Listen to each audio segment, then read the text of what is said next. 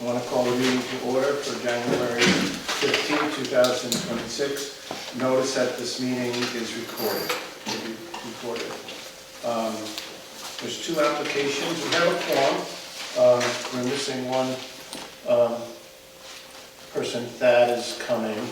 And for the first application, Mark Washburn, member, will recuse himself, which still leaves us a quorum, having 3 present, from the first application, 2026-001. Terry Buck and Allison Group for 2 Fairview Avenue, Chatham, application for appeal of order, requirements, decisions, and determinations made by the code enforcement officer in relationship to the application and actions of New York State Energy and Gas, and related to site plan approval and the utility pole located at 18 Fairview, Chatham, New York. And there's a tax number here, 66.5-2-20. So, Ken, we've never done one. We've never done one before, so. And they're not very common, so. Here it is. You've never done what before? An appeal. Oh. That just is present now, so we have full board present, less Mark. So, there are a few essential parameters to what we're doing. We haven't done an appeal like this before, so we're not familiar with it. But the laws in New York and the code allow, in certain circumstances, appeals of decisions and determinations and interpretations of the code enforcement officer to the zoning board. And what that does in effect is, so there are certain threshold things that we'll get to in a second. If an appeal like that is made, and there are, again, certain thresholds are made at with timeliness and standing and such, essentially the board puts itself in the position of the code enforcement officer at the time of that decision that's being appealed. And you would look at the facts that the building code enforcement officer is looking at in the law and make a determination if, what the correct interpretation, correct determination should have been. You could agree that the code enforcement officer made the correct decision or order, determination, or interpretation, or you could determine that it was incorrect. But you essentially are standing in the shoes of the code enforcement officer at the time that that decision was made to decide whether or not it should be upheld or changed. So the first fundamental threshold matter is that the only matters that can be appealed to the zoning board are the determinations, orders, interpretations, etc. of the code enforcement officer. The zoning board has no authority to review determinations of the planning board. So it is important to make that distinction.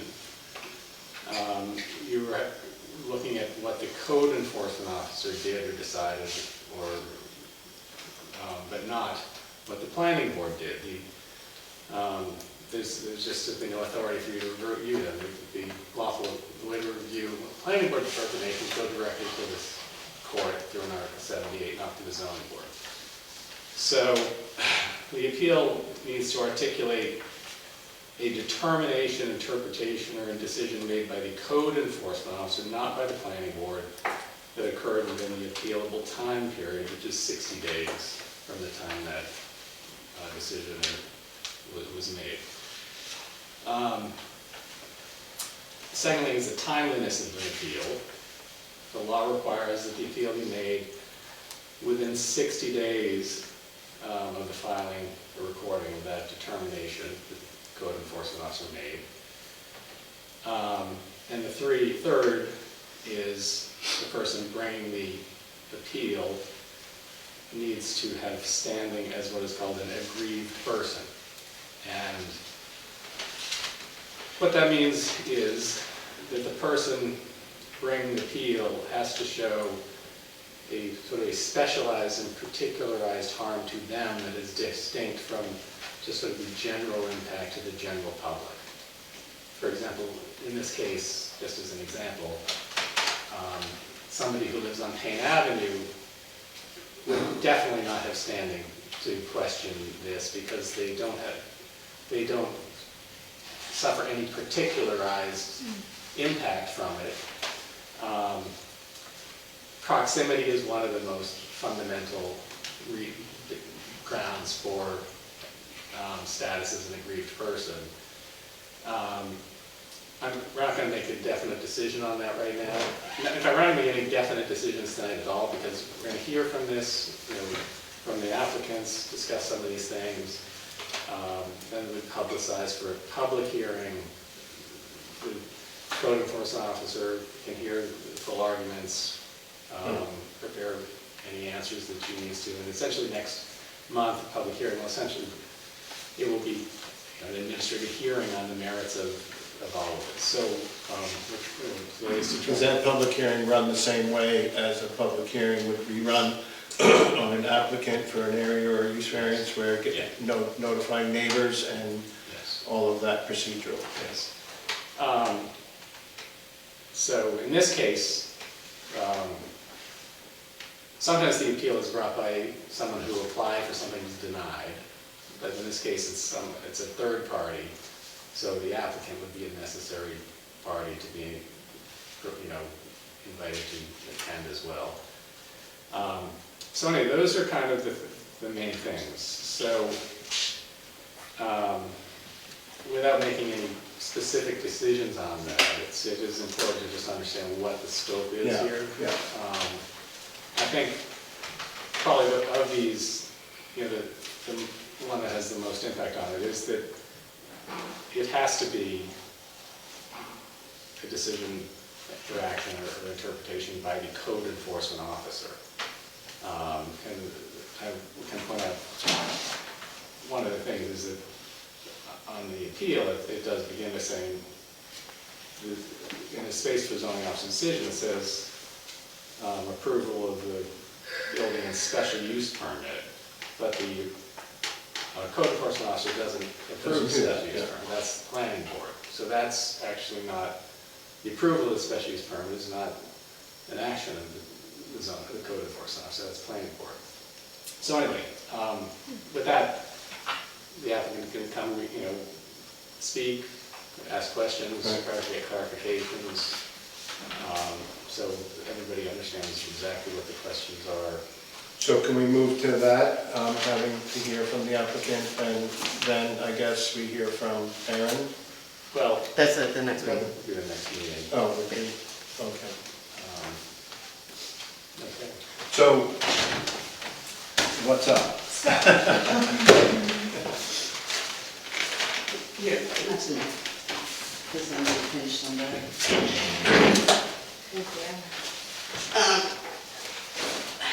I want to ask, I've never done this before, so I'm not sure what you want from us, like how much information you have. Do you want me to supply you with documents? Do you want me to do a narrative? Or am I just like voicing my concerns at this point? I would say the first thing would be to clearly articulate a specific decision, interpretation, and such of the code enforcement officer, what it was, what it should have been, and when it took place. Right. So that can be done through documentation, it can be done through however you want to present it, but we basically need to know why you're here. Okay, so, well, I'm living so close to this development, I can see it before I walk out my door. It's right there, 200 feet away. We have a grandchild with us, and he is 6 years old, and I'm very concerned about what's going into this construction up there, as far as his health, as far as my health, as far as the whole picture, what's going on up there. It's more than a fence and a circuit breaker. So, I can start with my complaints. I have some procedural complaints. Well, again, Oh. let's pin Yeah. down the thing that the code enforcement officer Sure. did. Well- That is what is reviewable here. Okay, well, I'm trying to. Okay, but that's, I was told to look at codes. okay. Okay, so first off, I wasn't noticed. It says in the code you have to be 100 feet. Okay, that's not the code enforcement officer That's decision. procedural. Well, when was that done? When was that done? It was It not. wasn't done. Well, okay. I don't know, it's a code that is supposed to be followed. Okay. On the appeal, it says the zoning office decision, it says approval of building and special use permit for NICEAG. That's what the appeal states it is. So you need to clarify. This is the first thing that has to go on. They first have to notify everybody before they even begin, and they didn't. I don't understand how that can be so pushed aside every single time I say it. I'm in one of the markers, I'm 66 feet from NICEAG marker, and measuring from my, another marker to their property, it's 75 feet. I'm within the 100 feet, I should have been noticed. It's in the code, I don't know. You tell me, if you're supposed to go by your code, that's my first complaint. Next. Yeah, 110.3A, orderly physical development. It seems that orderly physical consideration was everything in your power was done to support NICEAG and nothing was done to support the people. We expected to be able to have a hearing.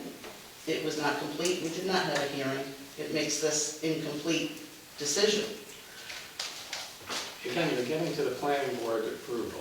Well, but the planning board puts it down to the code enforcement officer who signs her name. That's not a determination. The planning board approves the special use permit. Uh-huh.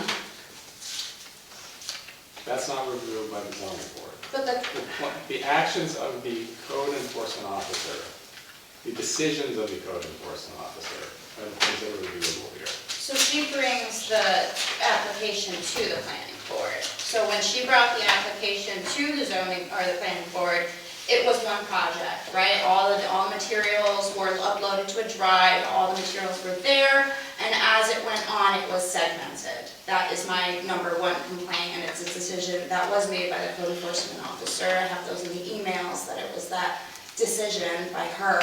And I have two codes, 11015E3 and 11015C5, which specifically says that any use of a land, parcel, lot, land that is being reviewed under special use permit has to be considered as one project. There's two codes that specify that, and there's also New York State environmental law, and it's for that reason, so that you consider the entire project together and you don't segment it.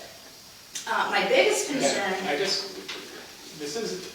It is essential to identify the decision and the date on which it was made. And that's because those are the two things that get it in front of this board. we're not going to be able to handle this as if you moved on past this to... Okay, so the agreement here was made on October 29th, in which Erin said she used an agreement that the pole replacement was included on the application, but it is part of this project, but it is not part of the expansion, and would fall under a replacement of a pre-existing non-conforming structure. So my other question is that a non-conforming structure requires a special use permit. So that non-conforming structure, the tower, did not get a special use permit. It had no permit, it had no oversight, had no height variance. So that is oversight for the code enforcement officer to regulate. It also falls under her job to look at the 25% increase. No matter how I look at the numbers, I've had another person who works for another municipality look over the numbers as well. It is not a 25% increase, it's double that. It's more like a 50% increase. When is that, what is the date of that decision? What is the date of that decision? Her decisions. To increase the expansion by 25%? It was on the application, right? When the It's- application it's is the dated. code Okay, but for the expansion of the there's non-conforming a use. 60-day time limitation from the time the decision or opinion or interpretation of code enforcement is made to the time when it can be appealed. We were told that decision was when the application was approved, which was on That's not November true. 24th. That is not correct. So you're just gonna shoot down everything we say because it's I'm telling you beyond? what the law is. Okay, but if you you're don't right on the have law, any you're response right on to the these law. laws. I mean, I'm only reading, can I tell you what the law is? I'm not, Then explain to me segmentation, please. I would love to hear your opinion on it. I'm not here to give my opinion. I'm Okay. here to, Because that is also law. That is also law. And it's the There- code enforcement officer to maintain that there law. are, throughout law. Is it not? Look, throughout Is it all of not? law, there are things called statutes of limitation. Yes, I understand. In zoning matters, they are extremely short. Yes. That's New York State law. It's not my Yes. law, it's New York State law. They are normally 30 days. In the case of the code enforcement officer, they're 60 days. It's New York State law. How am I to know when her decision was made? How am I to know that? When she decided These things have that? been in the file for quite a long time. And I've been attending every single meeting. And I've been complaining and filing formal complaints since the get-go, so I don't I know, understand. You probably got these then. Huh? What? You've seen, I think, well, we're going to start these things out, but I'm saying, you're going to have to show that these decisions were made in 60 days. How am I gonna do that? What's 60 days from today? Where are we in 60 days previous to today? When is that? November November. 5th or 6th or something. Okay, so the final decision was on November 24th, so That all was of the this... planning board. That was the planning. No, that was board. when she approved it and gave No. NICEAG the approval so that they could start work. She does not approve special use permits, the planning board does. And it's right in the law. It really is. I apologize, I'm not up on this stuff, you know, like these little details. I was told to write my complaint and find the codes and the I know these specifics. things are difficult. Well, you know, these are all dated, I have all these documents, a lot of them are dated November 25th, there's the decision right there.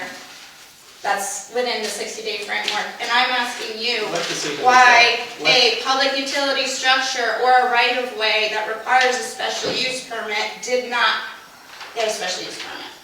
It did get a special use permit. Not the tower was removed from the special use permit. That was decided back in, I think, October. I mean, I did research a bunch of these things because I wanted to see what we were looking at, and, I mean, look, these are the things that are gonna have to be decided on. I'm not making any decisions, but I mean, these are the things that have to be demonstrated clearly and factually, and Erin is gonna have an opportunity to respond. Okay. So, I mean, if there are things that were made and she demonstrates they were made prior to 60 days, Okay. they're outside the time window. So you can certainly, you can make your allegations and you put your things in, she's going to be able to respond. How am I gonna have proof that she made the decision? I don't have any of those, Most of these are, they're internal they're in, documents. they're in your, they were in your appeal.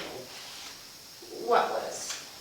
The The decision? she was So when she decides, that's when the time starts, not when the application goes through? That's correct. When the application starts, so that would have No, been, not necessarily when it starts, but when a decision on it is made. There- that's only when it gets approved, that is when the decision is made. Well, when is the decision made? Who decides that? When they first came in, for example, Okay, she denied their building permit. I saw that, That was a determination. right. Had the applicant felt that was improper, they had 60 days from then to do it. Okay, She also sent it to the planning board That was another decision. These are things that were recorded. These evidence, I had to apply for a FOIL request to get those. I did not have them and they were not accessible to the public. So how was I to know that information? I only got that information after I applied for a FOIL request. That is not public information. Well, these things can be discussed, so like I said, we're not making any decisions right now, but I'm saying they do have to be demonstrated. I would like to look into the expansion. It's beyond 25% increase, and that is the code enforcement's job to make sure that buildings within a building permit is following what they're allowed, which is 25%. It is double that. When I'm reading the appeals response, I mean, you have your complaint, and then, I guess, Aaron, these are your responses? Yeah, that's for the rebuttal next meeting. Right, for the next meeting. Did we see those? Can they see this? It's online with the It's application. online. The application's online. This is the response, New York State Energy and Gas Appeal responses to questions that are listed, I believe, in your appeal application. And, you know, you have, as it goes into the 25% size non-conforming, and her responses. So I think you need to read this. I don't think we need to, I mean, this will be in the next meeting at public hearing, but it's certainly too much to read into the record, but I don't think that would be appropriate now anyway, at the timing. But you should look at this. Can we get them a copy of this, or just? Well, where is it exactly online? I don't know where, is it on the? It's online with, just With like all the zoning applications, reviews? yeah. Yeah, we can look at it. Yeah, All okay. that, yeah. But the next package is gone. This is for zoning board of No. appeals. Oh, This this is is for the this. zoning board of Yeah. appeals office. Yeah. Gotcha. Are you supposed to turn them off or on at meetings? I always think it's off. Did they change that? There we go. I'm not So, that technical. Ken, would we hear from, we're not gonna hear from Erin tonight at all? I mean, if she wants to say anything, she's welcome. Yeah. We're gonna really, this is the thing, is to find out exactly the questions Right. clearly and what she needs to. Well, I think that this paper here, the appeal responses, narrows down what is listed in your appeal concerns. And perhaps going over this document, this paper, and then seeing what her responses are, and then respond to that, because that's where the discussion's gonna happen. I mean, you're telling us stuff, quite frankly, you know, we didn't know about this application because there was no reason for, we didn't need a ZBA, a variance or anything. And why not? Because it wasn't applicable, it didn't come to us. Why not? It wasn't sent to them. But It wasn't sent to us. why wasn't it? Because it's not always, a lot of Because the applications code happen, enforcement, remember? well, the code enforcement officer receives things initially, Right. and it's the code enforcement officer's authority to determine whether something can be approved without any review. Whether it Right. needs to go to the zoning board, whether it So- goes to the planning board. And it That's- happens, we don't and see every They application. get what comes to them, planning board get what's come to them, get what comes to them, but they don't have a role in deciding whether it comes Right. to them. Right. So that's. It'll only come to us if there's an issue in an appeal, needs an appeal, So that or is, a problem with the application. that is the other Say height issue. of, or, And that's the code enforcement officer's determination. and that's at her determination, and it's, Right. you But it's mention it in your, this printout, yeah. your job to interpret the code, correct?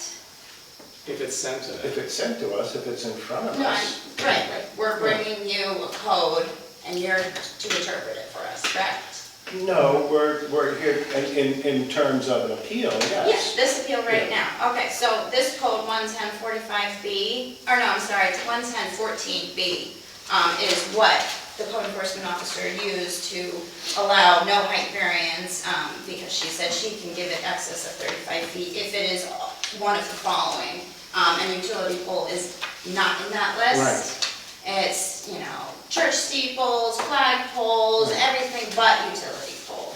I think that's very ambiguous. Yeah. I think it's making an assumption and grouping it into something that is not the same.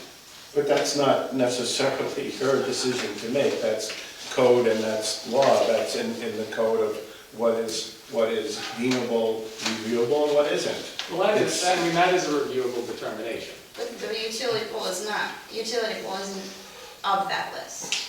That's a reviewable question. Okay. And that's, If it's timely. So that's, which has to be sorted out. But Okay. yes, that is the kind of thing. And that is what It is I'm asking of the zoning Right, board, but that is is- to that give is- a interpretation and Right. opinion on that. Yes, that's very much within the scope of what would go to the zoning board. Code enforcement officer had some facts from an application, looked at the law, made a determination. Yes, Yes, and I'm yes, yes. asking for you to and based on that, review we that. make a determination, we grant the variance or we deny the variance. Well, we're allowing Yeah, that. yeah, we are, but But I'm just then saying, again- that's the procedure that works. But again, We within the don't- question, there are the two things. Is it reviewable in its content? And secondly, is it timely, you feel, of that particular decision? And these have to be worked out. But those are the two questions that are going to keep coming up.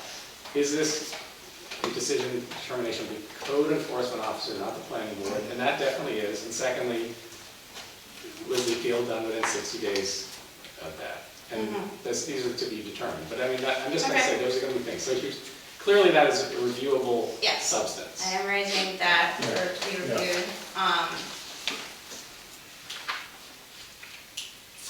The other thing that I wanted to review, and I do have dates on these, so this is within the time frame, that the non-conforming structure, as it is called, in the code 11045B says that it can be maintained to a safe condition. It does not say it can be enlarged. So again, this is a decision that it's being enlarged, supposedly. Is a non-conforming structure being enlarged? That's my question. Or what category is this falling into, basically, the utility pole? Because it's kind of been knocked around on different topics. Is it a utility pole? It's actually a transmission tower. It's not a utility pole. But it is a non-conforming structure, right? So that determination was made within 60 days. I have it right here. And because it is a non-conforming structure, it would thus need a special use permit, correct? Well, we would, They're not going to answer any. it's Well, then what not, am I gonna, I'm just saying it for the record, this is my appeal and these are my Right, so they're not issues. going to answer whether it is or isn't. Thank you. Just for the record, that is part of my questions. Yeah. So I would like that addressed, and I do So believe let me it just is make that right for- I'm sorry. illegally expansion over 25%, so. yeah, that's in here as well. Okay. So,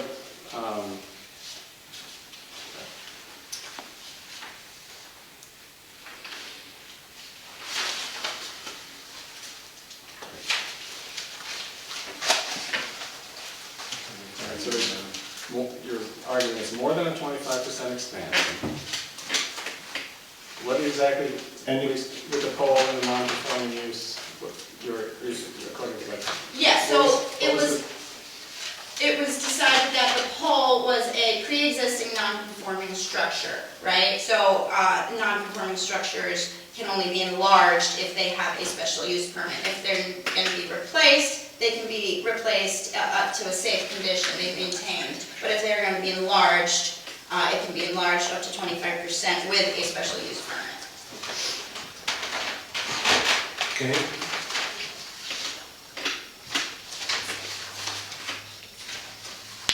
And there was no special And use permit. explain that, you mentioned non-conforming structures are being maintained, what's that? That's in the code, so under non-conforming structures, it Yeah. says, non-conforming structures, they can be fixed, you know, if someone is blown, if a utility pole's non-conforming structure is blown down, they can put it back up, they can fix Right. it to a safe condition, at least that is how I read it. If it is going to increase, enlarge, which the transmission tower Right. it has to go through. And why Especially- would that not be maintainable? Or something like that? Because it's increased 13 feet, and new footprint, they poured cement, it has a huge base, it's not an H-frame, it's a transmission tower carrying 115 lines to another substation across the street. It's not a utility pole distributes power to homes and businesses, that is a transmission pole with transmission lines. And, another concern, and I brought this up with the mayor, is that the law is very ambiguous about utility poles. Just to be specific, I know you've mentioned this, local municipalities normally don't, do this for utility poles, but actually, if you look at the code for the town of Chatham specifically says that they regulate all public utility structures and that they shall comply with all zoning setbacks and height regulations, and that is in the Chatham Town Code. So the local municipalities do regulate utility poles and structures. Just want to make that point.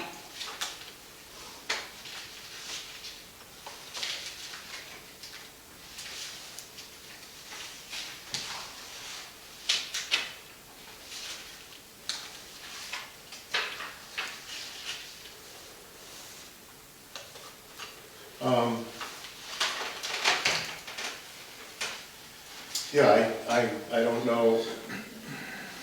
I really don't know when to, it's just, Plus, we're not, we're just trying to take all this stuff in, because Yeah. these are questions, they Yeah. have to be sorted through, and each one's gonna need to be looked at and analyzed, and yeah. hear from input from there, so we're trying to take everything in tonight. Well, you're not So- going to take everything in So because, I'm sorry, go ahead. I expected to come here and speak to the board, not to come and speak to the lawyer. Well, quite frankly, this is a real lawyer issue for us, because this is not, But he's the one that we spoke to before that we weren't happy with. We got one lawyer. Allison is speaking quite extensively, as long as it's within the parameters of the board, I'm not trying to interfere with anybody. yeah. But there are clear parameters.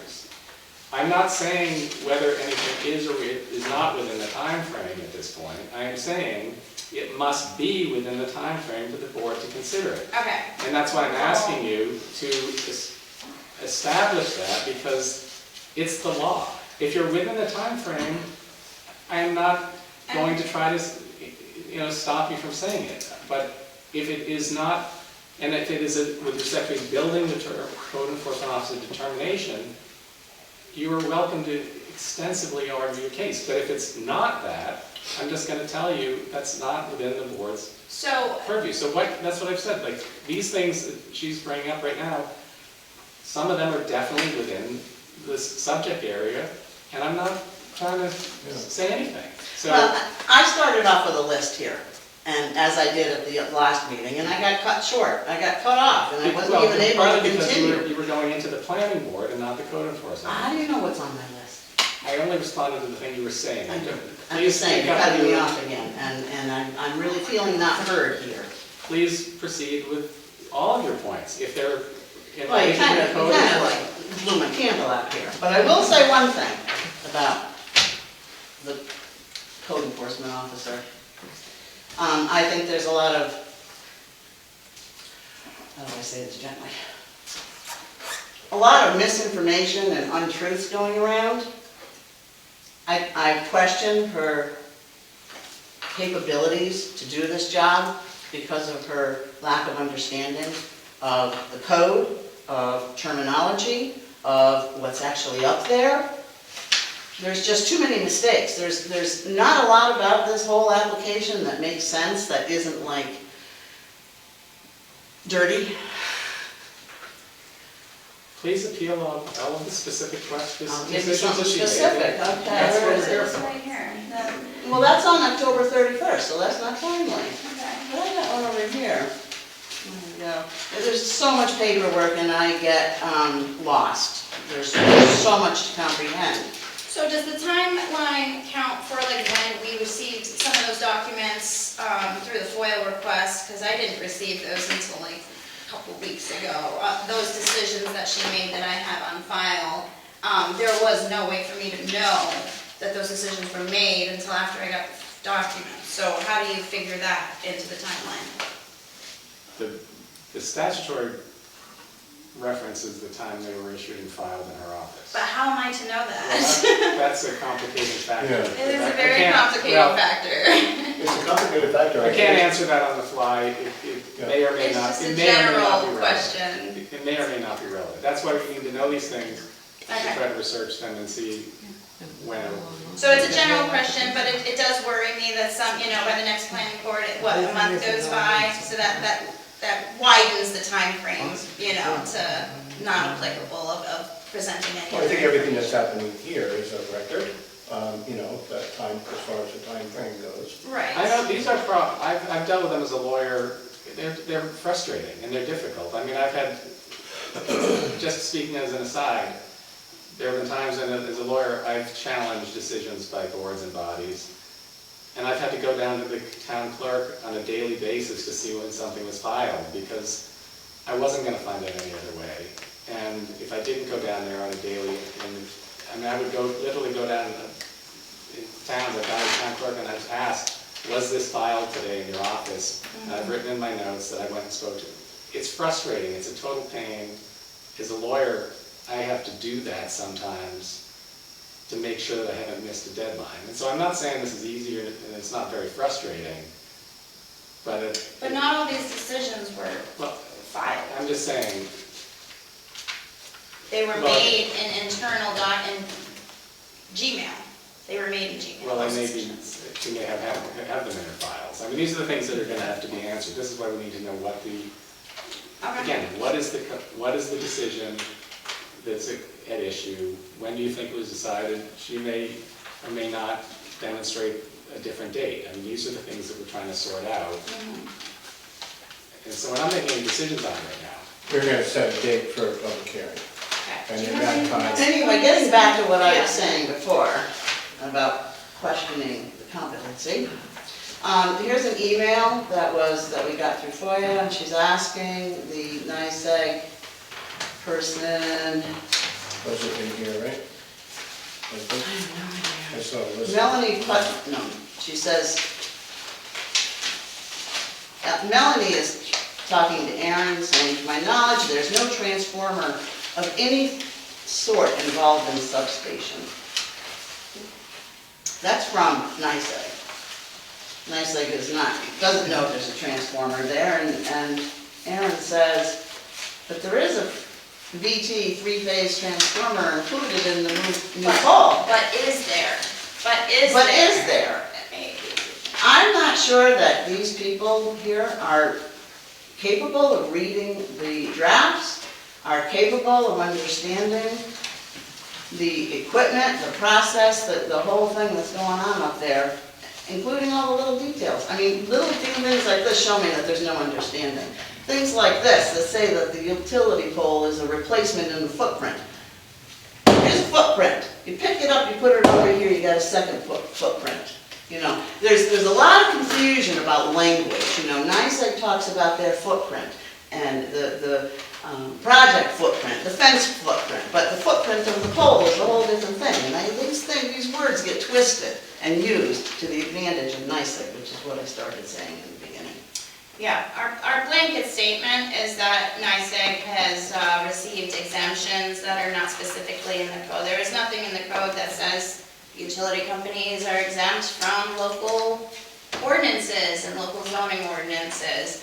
They should be set to the same standards as everybody else that lives in the village.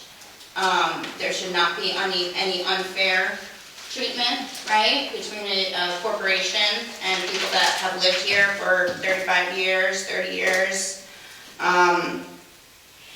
It has appeared that has been the case all the way through.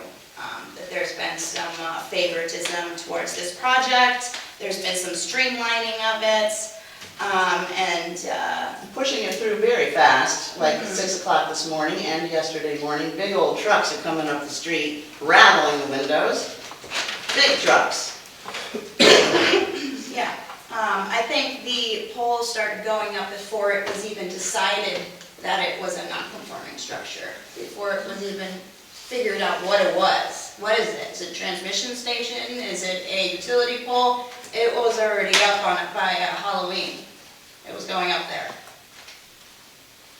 And didn't even figure out what it was. She didn't even know what it was, and there's evidence of that in the email. She didn't know what it was. She's emailing, asking if it even needs a building permit. And I understand that there's, you have to clarify with people, and I understand that. And it is new ground. It's new ground for everyone. It's very ambiguous. But I do think that there needs to be a standard here for, zoning regulations, if we're to be held to the same standards as people who live here. And I do think that that infrastructure is encroaching on a very dense residential neighborhood. It is not a industrial zone. Non-conforming use structures are supposed to be, continue as is, but to the degree it is enlarging, it's unnerving how large it is. When was that plan put in? Do we know when the original plan It was was? 1957. 1969. 69? 69. That it was Right. put in? Yeah. Well, That's the other RG&E issue. says 1950. I So that's spoke the to other this issue, morning. is that I went down to the public records. There's no deed on this place.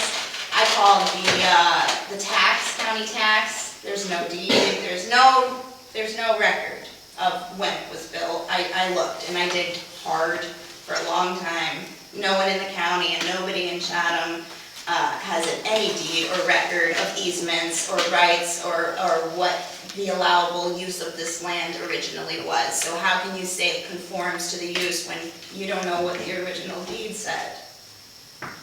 Well, it was before zoning and everything else. too, so, yeah. Absolutely. And what do you think, what do you say it is? NYSEG said that it was 69. so, 69? no matter what, it was before zoning, so. Yeah. Yes. Yeah. Yes. So that's another problem with all of this segmentation, is that it's really hard to get to the truth.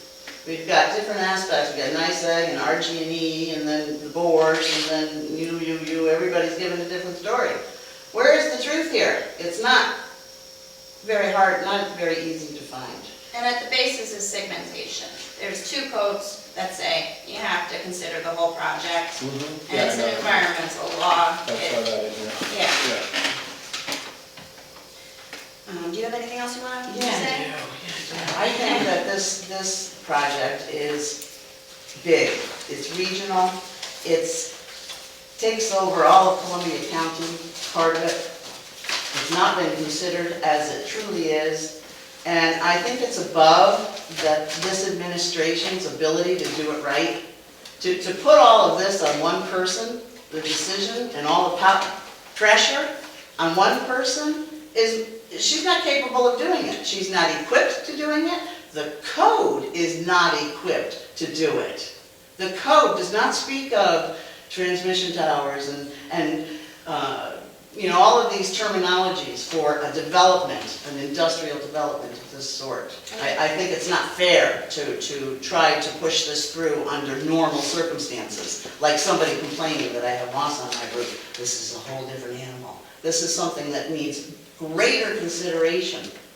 And I feel like the zoning board of appeals, as the town of Chatham does it, they would have the zoning board of appeals be on this case and be looking at public necessity, environmental impact, cumulative impact, and Well, normally, the ZBA wouldn't look at those things, that would be the planning board. the town of Chatham does though. Well, we're the village of. I understand that, Yeah. but I just think Yeah. there should have been a little bit more oversight. That's what Well, she's saying, And- is that it's a and big as far as the decision. expansion goes, not arguing here, I'm not just saying it's an expansion of a project that's existing, it's not a new project. It's not a Yes. new facility, Absolutely. even though it's segmented and there's No, an it's another addition. thing. It's just I really saying, do need to try to get us back on track. Yeah, Because there's, well- and there's a lot, There's a lot that could be discussed about things that have been discussed in this. This board has a very specific, Yeah. tightly circumscribed task, which is decisions by the code enforcement officer. So what were they? Right, so What was it? she's What to provision? Right enforce, back to she's us. to enforce that, and it's over 25%. It's about a 50% increase if you do the math. In no way does the math add up to 0.05 or 0.06 acres. The 25% increase would be 0.03 acres, and that's about double what they're doing here. So please review the numbers. It is her job to oversee building permits, and within that building permit is an expansion that is over what it was supposed to be. I thought it was not her job to interpret. Well, she has to a degree, because I thought it was the zoning board of appeals that well, on interprets. appeal, they do, but I mean, when things come in, the code enforcement officer is the first person to make a decision and must read the code and Read the the code, way she, connect the code, and I'm saying that the code's not there for her to do a job, to do a proper job. The well, code that's is the, not if served. there's a code problem, that's a code problem. She's, That's not this problem. I thought that was for the zoning board of appeals. that's why you're here. Right. She made an I mean, the language that even refers to interpretation of the code enforcement officer, that's a word that's actually in the law. She has to make interpretations to do her job, and if somebody feels that's the wrong interpretation, you do exactly what you're doing, bring it to the zoning board. Because yes, the zoning board does have the authority to supersede the interpretation of the code enforcement officer, but it's a necessary aspect of when things come in to make decisions Right. based on how she reads the code and Right. ways it to apply. And- So, but this is This is the appeal to those that is decisions. exactly what it is. Yes.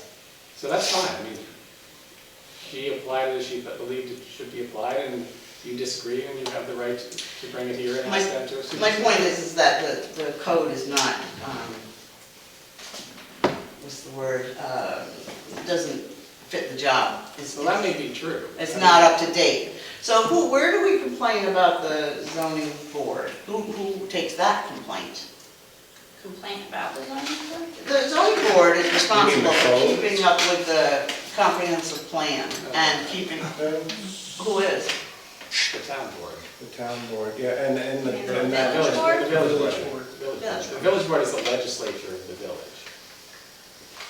They're the only ones who have the authority to amend the zoning code. And we have worked on the building code just as a sidebar, and it's been approved, and hence master plan is part of that work, but we don't have control over that. The board approved that.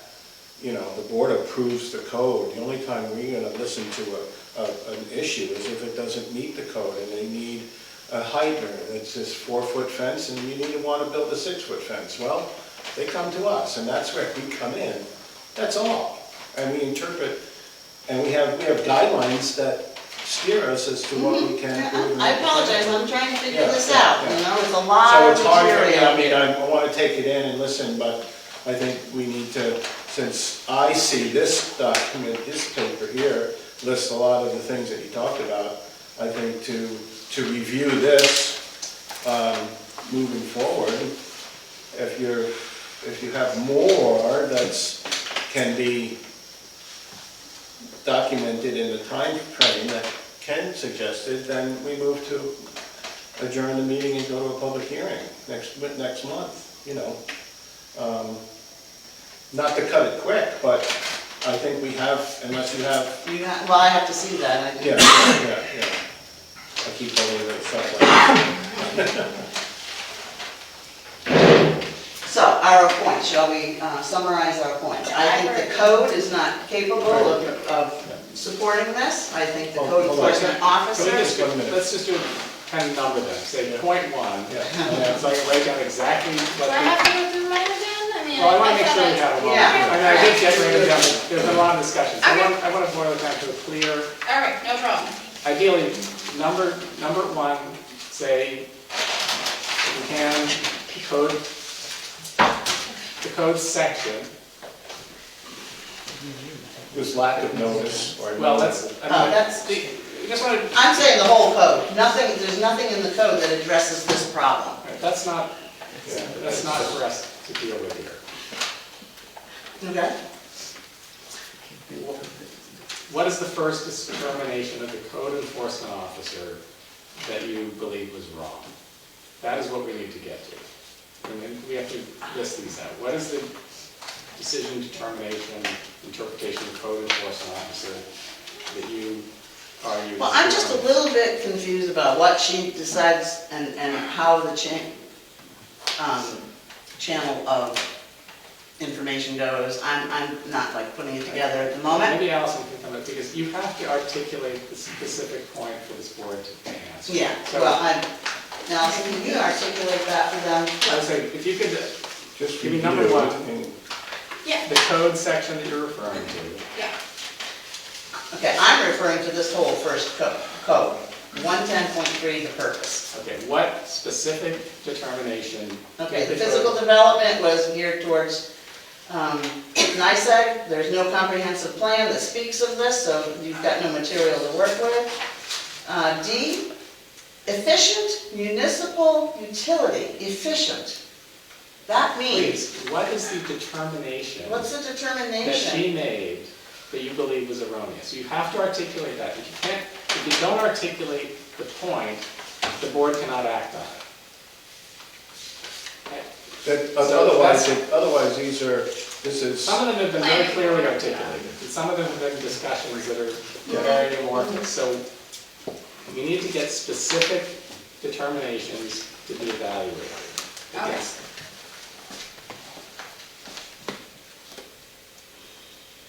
and if you want, can they do that over a period of time? Like, We need Well, to we make- bring it back. This is it, yeah. Oh, Well, if I you don't mean- get it today? Well, you put can it on? defer, you can defer to it for another, I mean, it should be all in the paper. Yeah. And we're actually, to be frank, you didn't articulate it on the first page, which is really what it should have been. So we're inviting you to clarify, you did cite some sections of the code.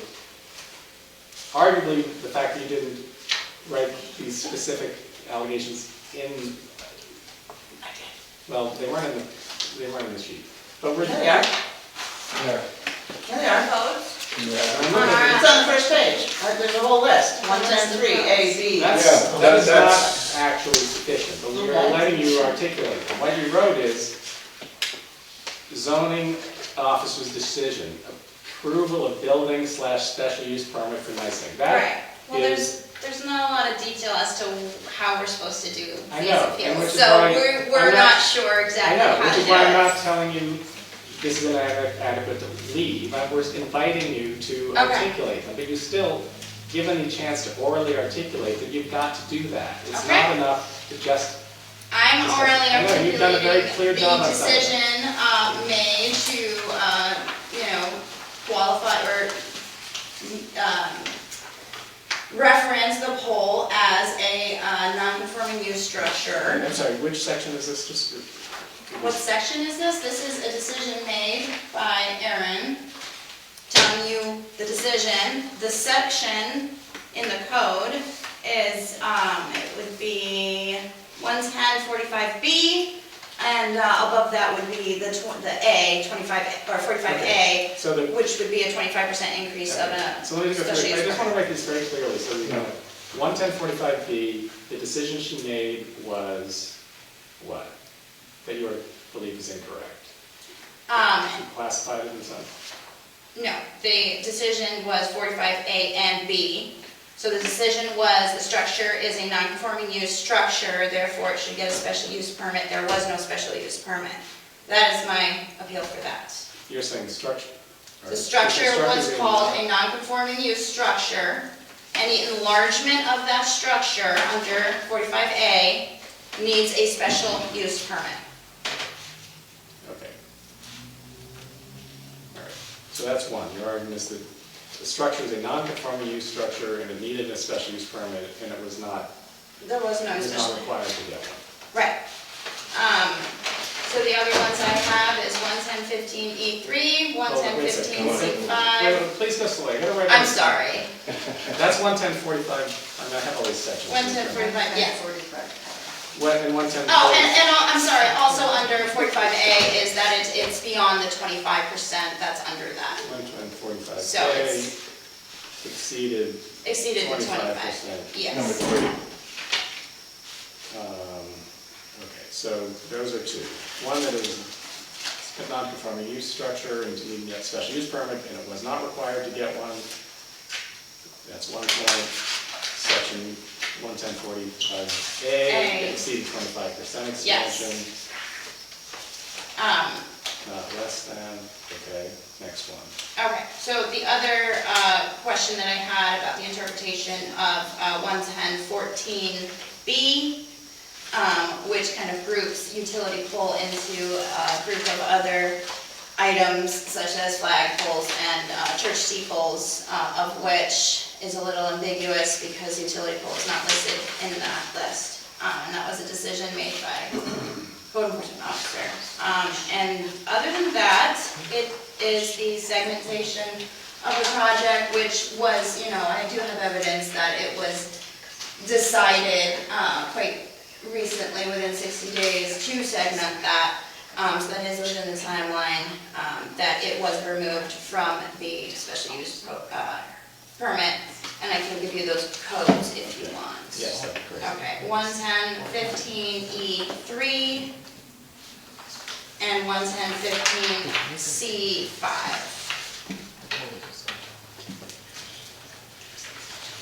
Okay. I did print out that 110E3. So I'm sorry, so on 110E3, what was her determination that you're? That the pole was not part of the special use permit.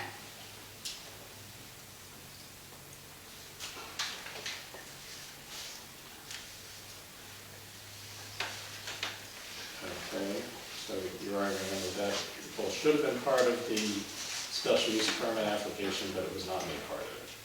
Okay. 110-15C5, what was the determination?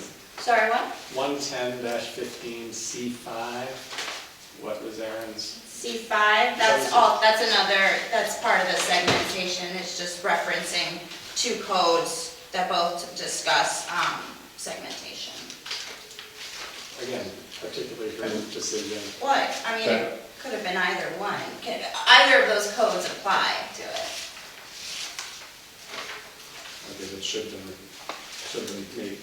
Should have been made one project, one. They both Yes, could and have that one lot, well, 110, the C5 talks about one plot of land, so within the parcel. I believe the first one, both of them are under site plan review, so under special use permit. Okay, so those two point to the same contention that the Yeah. pole should have been made part of the site Yes. plan review, special use permit review, whatever they want. Correct.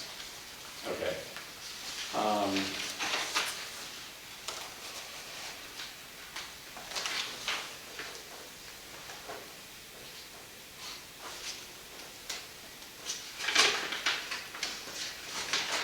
Again, I know we talked about a bunch of things, so I want to,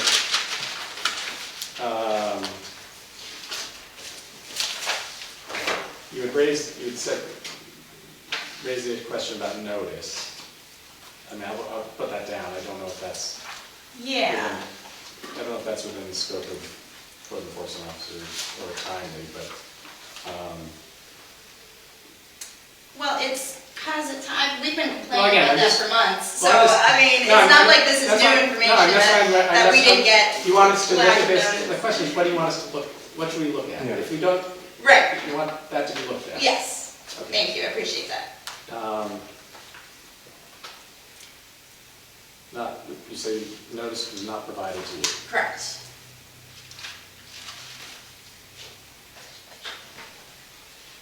Okay.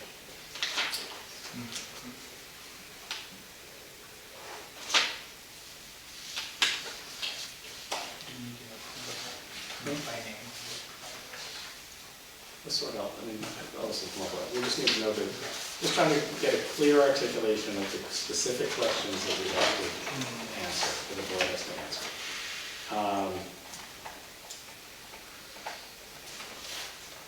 Do you want the code for that, for the public notice?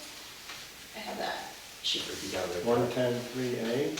I also have 11060B, that's for the public hearing. Could you say that number again, please? 11060B. Thank you. I have 11015, Oh, G4D. well,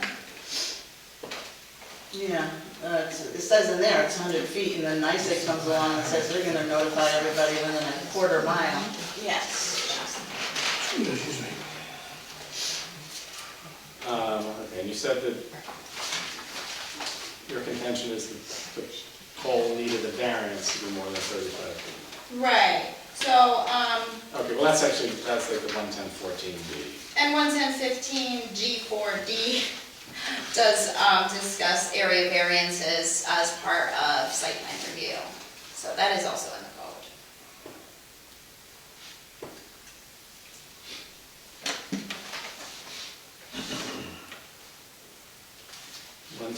G4D, G4D, that, and that kind of goes along with 11014B. yes. Okay. Are there any others? All right, so I'm all I'm just read, I've got 6 things down here. 11045B, the structure, these are your positions. The structure is a non-conforming use structure, so it needed a special use permit, but it was not required to get.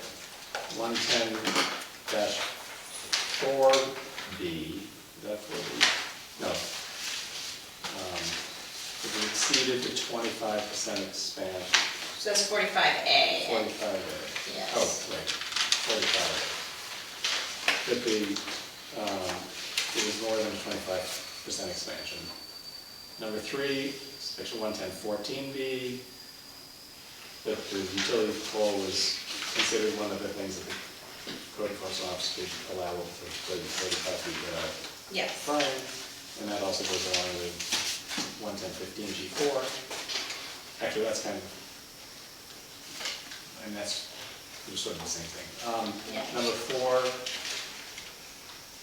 with the 110-15E3, the pole should have been made part of the special use permit review, but it wasn't.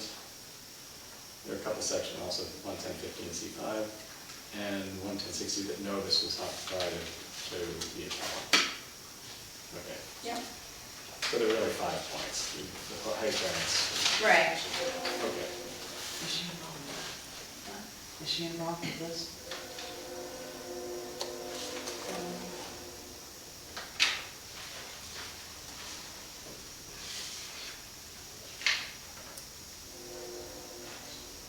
How much is she involved with the application for the actual, I mean, is that?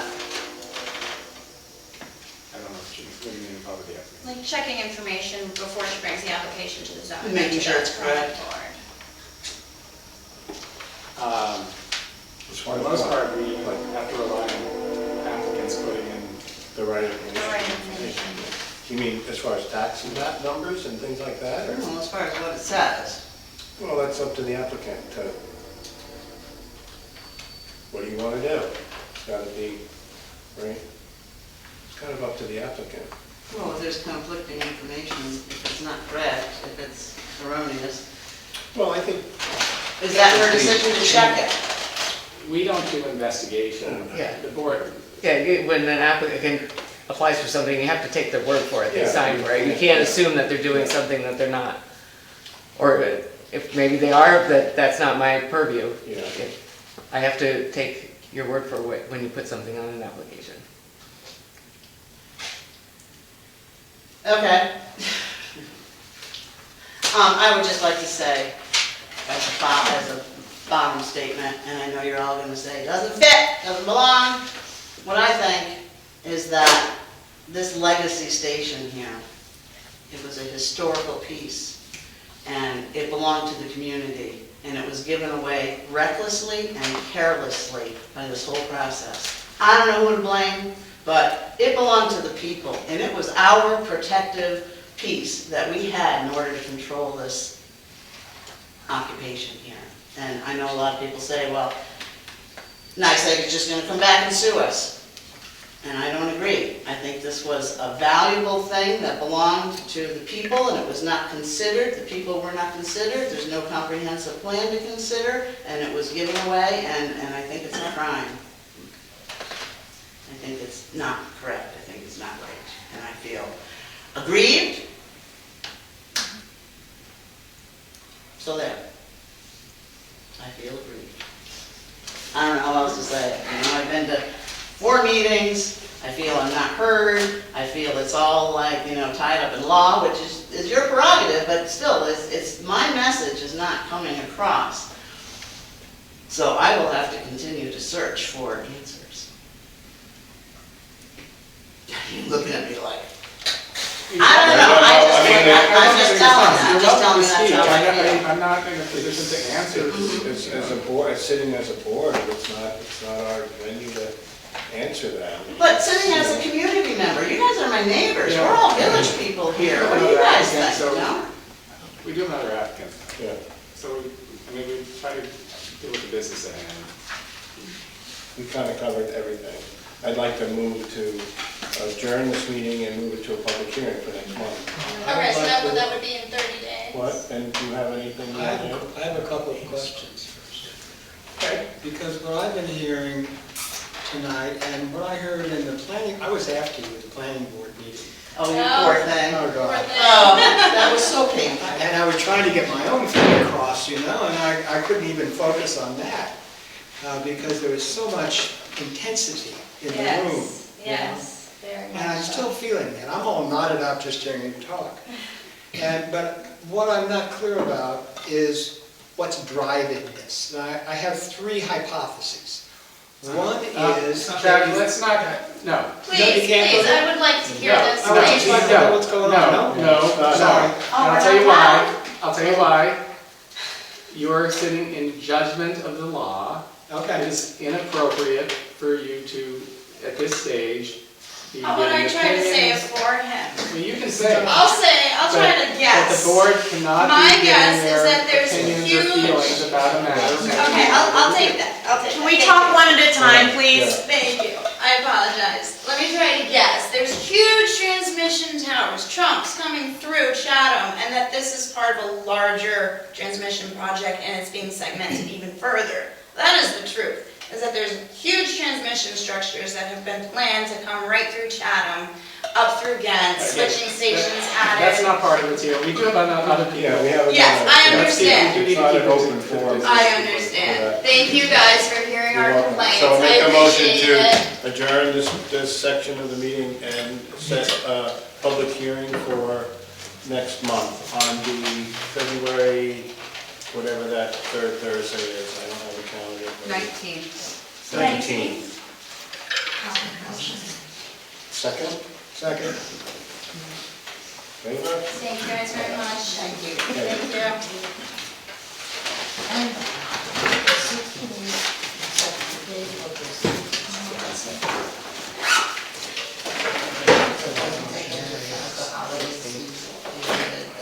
Only if the 60th day ended up on a weekend or a holiday, I didn't get one extra day. Okay, next application, 57 Church Street. I assume you've done that. Do you want me to sit Sure, up? you can. Might be easier. I understand from the agenda that you are applying for, you're here for a variance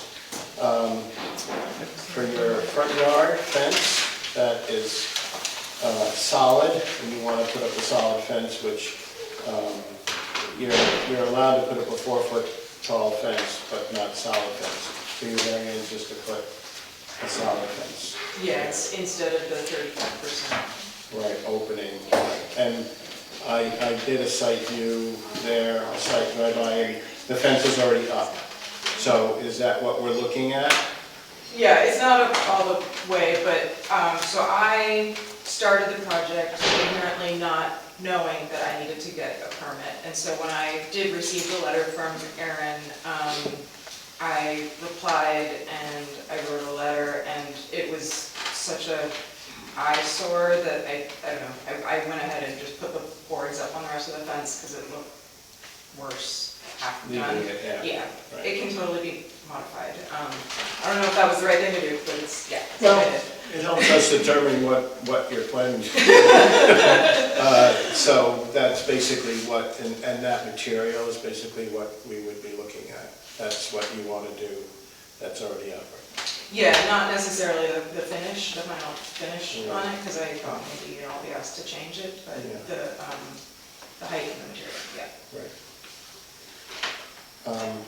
So I don't really know how this works. I mean, I could talk about I could read what I wrote, which is probably the best explanation, which I think you all have a copy of, or Yeah. I could just talk off the cuff. Yeah. You want me to- Well, the procedure would be that we would hear what you had to say, and then we would be setting a public hearing like we just did for next month, because you need to notify neighbors within a boundary that Aaron will give you. And then we'll meet again, and your neighbors will have an opportunity to come if they have issues with it. And based on certain criteria that we're bound to go by, we'll make a determination, so. Yeah. So,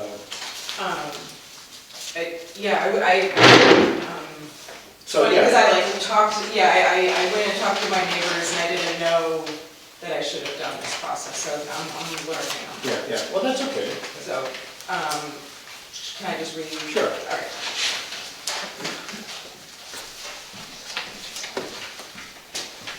Just is there an extra copy? Sorry, of my own thing, I just had it. I appreciate that, thank you.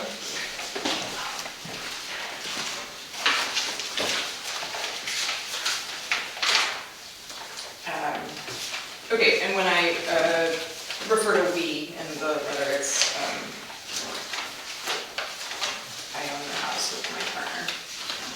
So we received your letter regarding the fence construction at 57 Church Street, and we apologize for the oversight regarding the permit application and have halted work. We are ready to initiate the application for a building permit to concurrently request an area variance from the Zoning Board of Appeals regarding section 11026B, the requirement for a 35% open surface.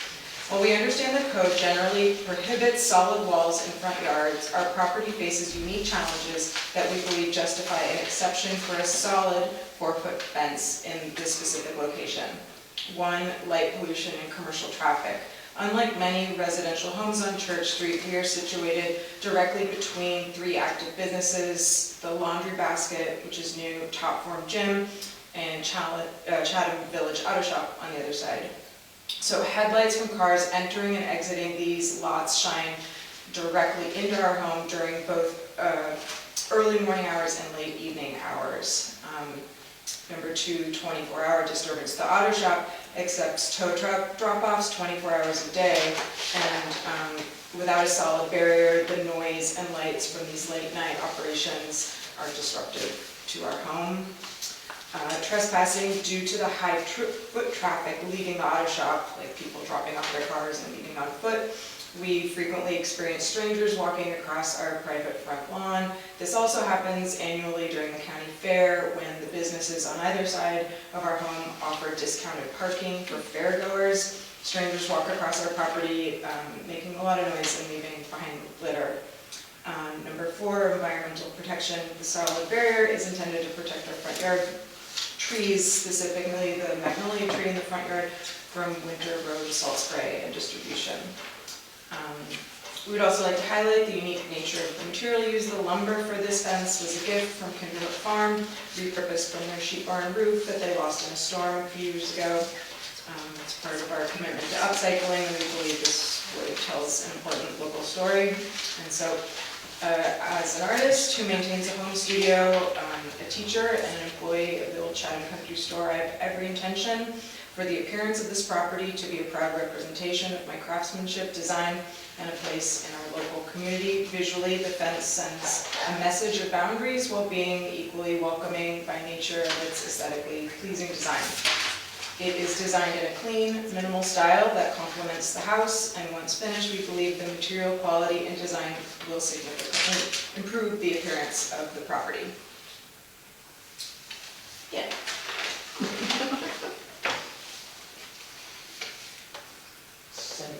Any questions, any comments?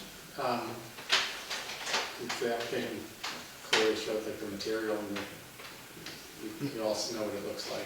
Yeah, well, there's Actually, a, it's up, so you can go see yeah, it. there's a really good picture here too, a live rendering of it, which I think is a good representation of what it is. And I've driven by.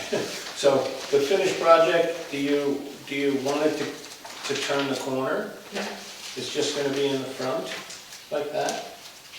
I mean, I didn't think I would be allowed to turn the corner because there's a power line there and also the billboard for those businesses is there. So I wasn't planning on turning the corner because I just thought that the difficulty of applying for digging post holes anywhere near that, those structures. Well, I don't know about that, if that's a problem or not. Well, it's not applying to do Yeah, that. I'm not applying for it, I'm just questioning whether, if this is, That was the this is plan. the show, the picture is what, Yeah, kind of just like because a you stopped blind, in, like a blind. in yeah, the you front. stopped in Yeah. process whether or not the plan, it's not on the plans, but I didn't know whether you were, so. Yeah, I would imagine there'd be some lights coming in from the parking lot on the Totally. west side of you, whatever one that is. Is it an auto shop? Yeah, no, the other side. Uh, You already have a fence on the auto shop side, don't you? It's partial. Yeah, it's like a, and there's a fence, the fence that's on the side where the laundromat is kind of I just falling repaired down. it. Oh, okay, got it. I repaired it because the laundromat is open really early and late, and when people are waiting for their laundry, they just sit in their cars and use their cars like a speakerphone and leave their lights on and stuff, Yeah, so yeah. there's a lot of light. Also, I would imagine people driving down 203 either way would be shining into your... Totally, yeah, but it's especially like the turning into those two parking lots, like creates just a little extra, and, you know, people, yeah, it's just like cars on either side pointing right in, so. And you're in the only house there, right? Yeah, and it's set, my house is set back farther than almost every other house on Church Street, so it's a little more, like the angle of the lights is different. So, yeah. So without, if she wanted to put up a fence with the percentage of, what is it, 30, 35. 35, we wouldn't even be talking tonight, because she could have just done that.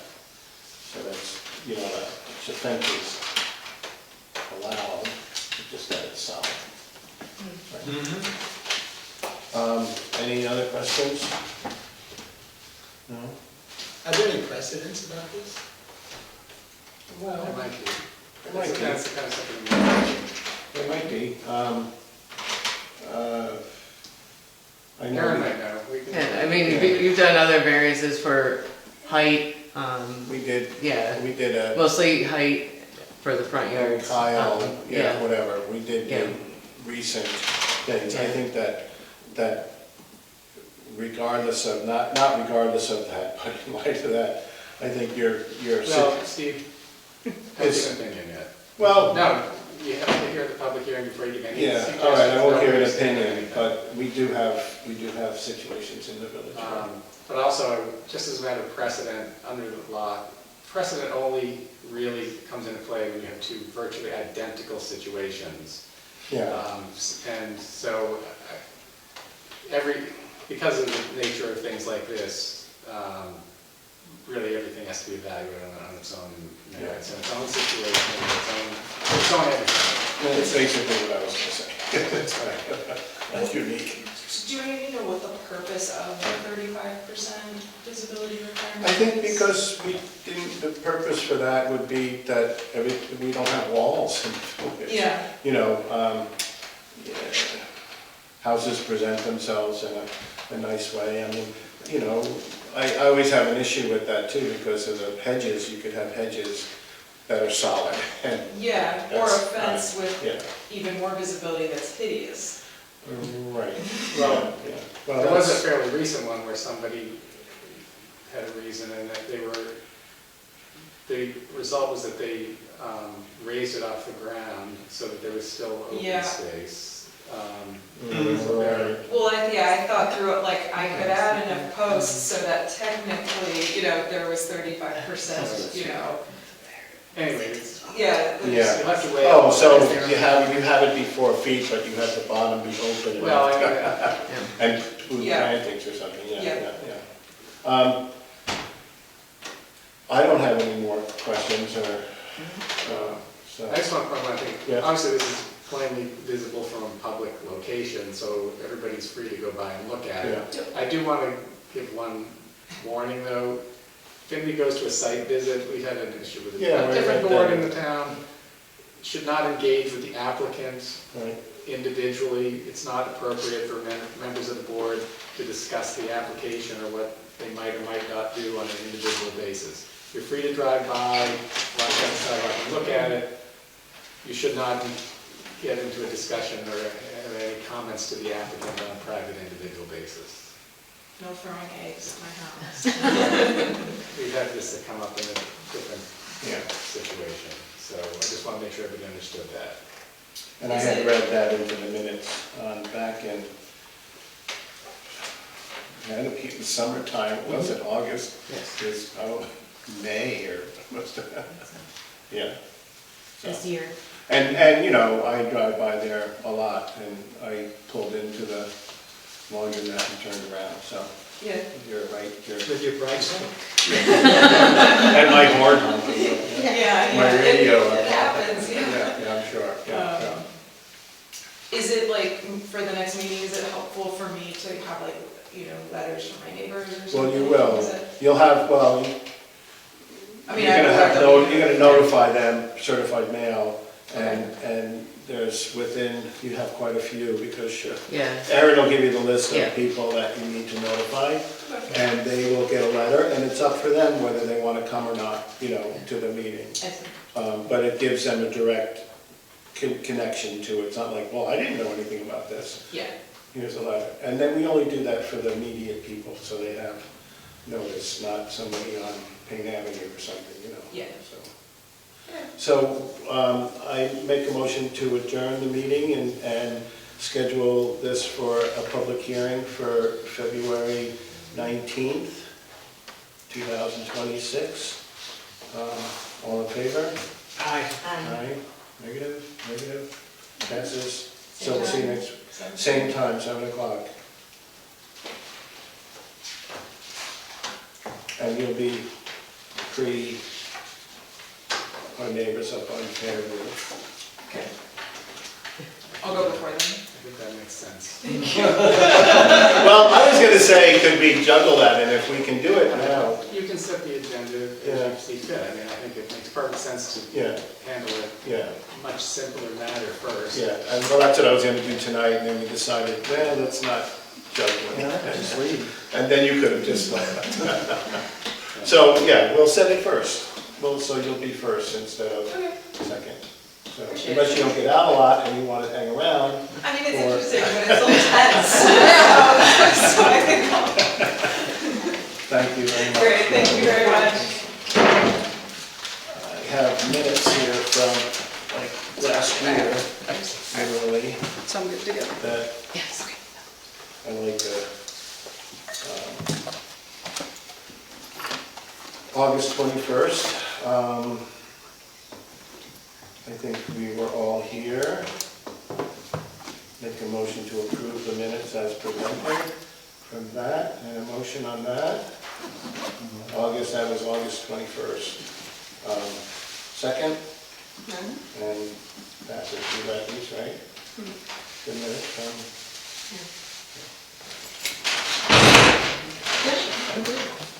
Okay. Make a motion to adjourn the meeting. For the ZBA, motion to adjourn the meeting. Make a motion. Second, favor?